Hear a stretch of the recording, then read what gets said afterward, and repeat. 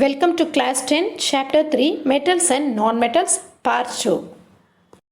In this video, you are going to learn about different chemical properties of metals. Now, let us learn the chemical properties of metals. The first one is reaction of metals with oxygen. Almost all the metals react with oxygen or air to form metallic oxides. These metallic oxides are insoluble in water. When copper is heated with oxygen, it produces copper 2 oxide, which is black in color. In general, metallic oxides are basic in nature. But when aluminium and zinc react with oxygen, it produces amphoteric oxide. They shows both acidic as well as basic character. Look at this example. In the first one, aluminium oxide acts as basic and it reacts with hydrochloric acid and produces aluminium chloride. In the second reaction, same aluminium oxide acts as acid and reacts with sodium hydroxide to produce sodium aluminate. But sodium and potassium react so vigorously with oxygen and catch fire if it left open in the air. Hence, these are called as most reactive metals. To prevent this accident, they must be kept immersed in kerosene oil. The order of reactivity of metals with air is: sodium is more reactive, then magnesium, zinc, iron, copper, and then silver. Next one is reaction of metals with water.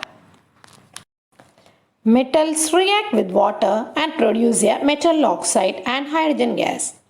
These metallic oxides are soluble in water. They immediately dissolve in water and produces metallic hydroxides. When highly reactive metals such as potassium and sodium react with cold water, they produce a lot of heat. The reaction is exothermic in nature.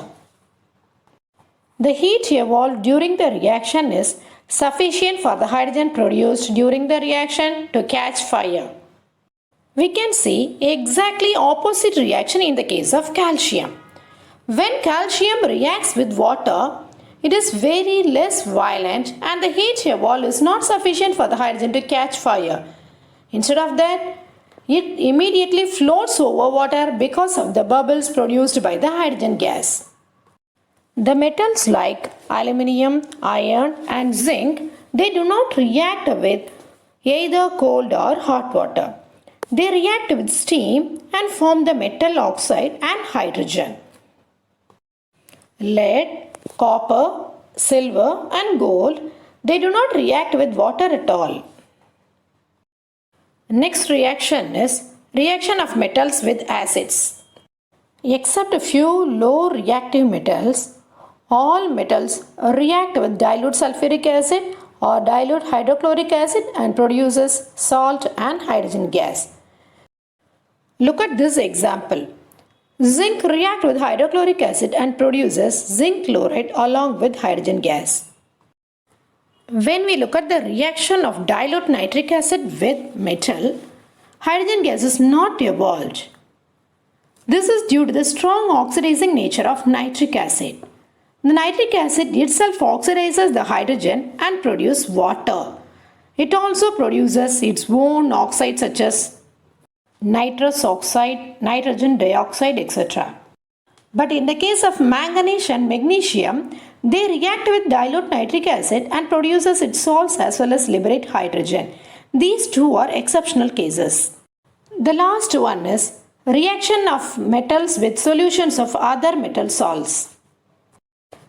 When metals react with salt solution, more reactive metal displaces the less reactive metal from its salt solution or in molten state. Metal X, when treated with the salt solution Y, salt solution of X will formed along with metal Y. In the reaction of metal zinc with copper sulfate solution, zinc is more reactive than copper and easily displaces copper and forms zinc sulfate. This is one of the examples for displacement reaction also. Let us see the learning outcomes of this video. You have gained knowledge in different chemical properties of metals. Use this practice app to learn the symbols with their elements. The links of learning apps are available in the description box. Press down arrow to get the link. Subscribe to get the next video. Next video will be available in part 3, chapter 3, metals and non-metals. The topics to be covered are the reactivity series and the physical and chemical properties of non-metals. We will meet in the next video. Until then, take care. Don't forget to subscribe the video. Thank you.